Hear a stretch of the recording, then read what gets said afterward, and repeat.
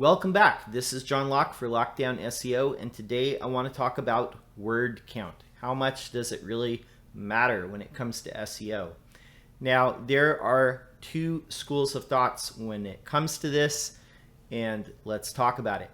Now, the first school of thought is the so-called skyscraper technique that was coined by Brian Dean of Backlinko, where the idea is that you find the top ranking pieces of content, you kind of look at the word count and what they're covering, and then you try and go a few steps deeper in covering that content and making increasingly bigger and bigger pieces of content to rank. Now, that can have some merit sometimes, but I think that this idea is often misinterpreted, where the word count or the size of an article it gets too cumbersome for normal people to really sift through and read and find the answers that they're looking for. And that is what a lot of people say is like, it doesn't need to be longer, it just needs to be the right size. Sometimes shorter is better. And this I do agree with. And a lot of times when people are just looking for a simple answer to a question, they don't need a 10,000 word essay on the fact. They just want to find the information that they're looking for. And I agree with this to a certain degree, but I'm going to tell you how I look at word count. And it goes a little something like this. You want to look at the average size of the word count of what is ranking near the top. So if you're looking at the top 10 to 15 pieces of content that are ranking for a specific keyword, you can get an idea of how long your article needs to be in order to rank. And you don't want to go too short, but what you do is you open up those tabs. I usually open it up in a tool like KW Finder instead of opening it up directly in the SERPs, the search engine results pages. But I just simply select all, copy, and then paste that into an online word count tool. So if you just search word count tool, you should be able to find several where you just paste that in and you get a range of how long an article should be. So let's say that you have a certain keyword that you're trying to rank for, and the smallest article is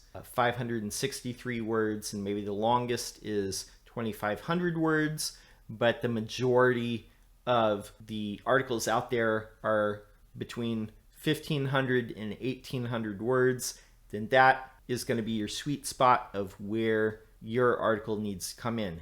Now, I think that there's a thing that's even more important than that, and that's looking at the topics that are covered within an article or a piece of content that is making it rank and what questions it's really answering. So another thing that I look at is what is the structure of this piece of content and what sections are there, what questions is it answering in each section. Now, that's a very important thing to look at when it comes to content, because Google uses machine learning to deal with these problems at scale. And when it sees certain keywords doing well with a certain type of content and answering certain things, then it starts looking for those phrases, it starts looking for those topics, starts looking for synonymous words that are associated with those things. And answering those questions for the human users is going to produce some positive signals when it comes to search. So if people go to a page and they find all the answers that they're looking for, then that's going to do better. So pay attention to how you're structuring your content as well as the word count. You can't just write about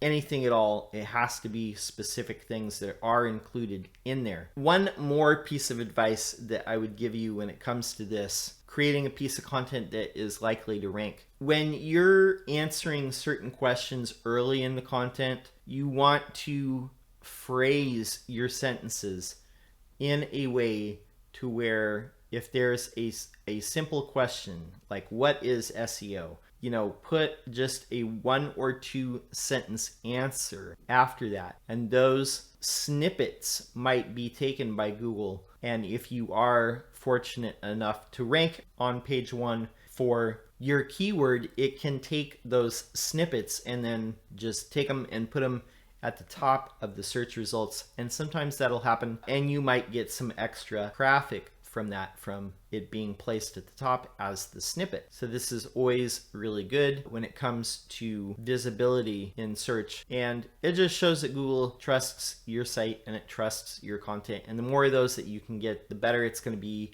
for you overall. I hope this gives you a few more ideas when it comes to creating content that's going to rank very well in Google. My name is John Locke. My business is Lockedown SEO. And if you have a question, leave it in the comments below. I would be happy to answer for you. If you liked this, give it a thumbs up because that helps YouTube surface this in its algorithm and more people can find it. That's all I have for now. Until next time, peace.